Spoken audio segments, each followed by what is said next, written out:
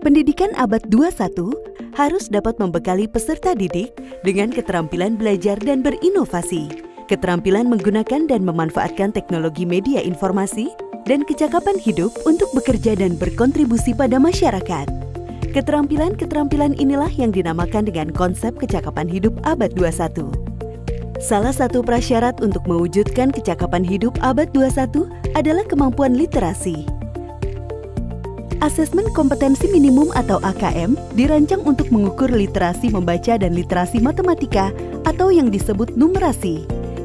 Asesmen literasi membaca bertujuan mengukur kemampuan untuk memahami, menggunakan, mengevaluasi, merefleksikan berbagai jenis teks untuk menyelesaikan masalah dan mengembangkan kapasitas individu sebagai warga Indonesia dan warga dunia, agar dapat berkontribusi secara produktif di masyarakat. Sedangkan asesmen numerasi dilaksanakan untuk mengukur kemampuan berpikir menggunakan konsep, prosedur, fakta, dan alat matematika untuk menyelesaikan masalah sehari-hari pada berbagai jenis konteks yang relevan untuk individu sebagai warga negara Indonesia dan dunia. Komponen asesmen literasi membaca dan numerasi dapat dibagi berdasarkan konten, proses kognitif, dan konteks.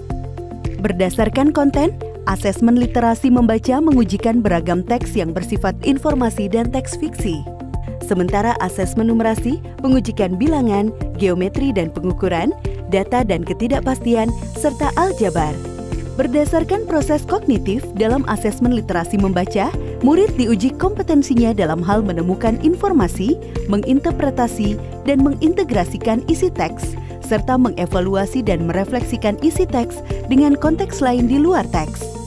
Sementara itu, asesmen numerasi melibatkan proses pemahaman konsep, kemampuan penerapan konsep untuk masalah rutin, serta bernalar untuk menyelesaikan masalah non-rutin. Berdasarkan konteks, asesmen literasi dan numerasi yang diujikan kepada murid mengangkat konteks personal, sosial budaya, dan saintifik. Ada beragam bentuk soal dalam AKM. 1. Pilihan ganda. Murid hanya dapat memilih satu jawaban benar dalam satu soal. 2. Pilihan ganda kompleks.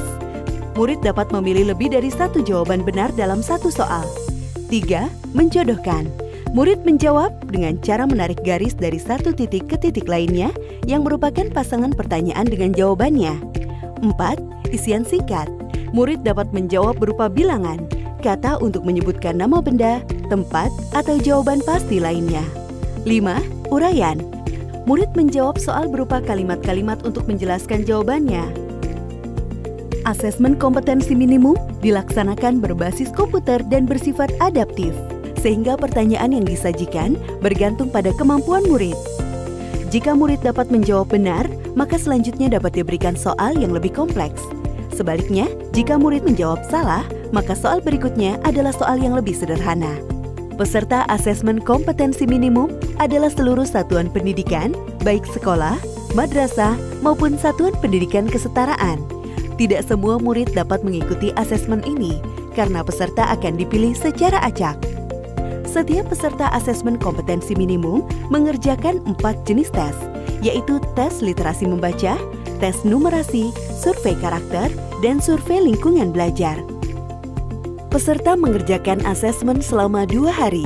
Untuk jenjang SD atau MI dan paket A, asesmen dilaksanakan selama 75 menit per sesi tes dan pengisian angket selama 20 menit.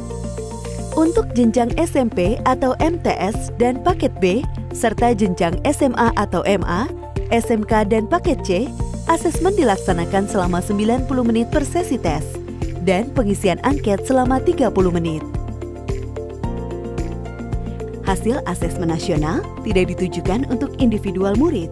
Laporan hasil asesmen ditujukan untuk level sekolah dan daerah. Laporan ini digunakan sebagai alat refleksi diri sekolah untuk perbaikan pembelajaran. Laporan AKM juga tidak relevan untuk membuat pemeringkatan sekolah.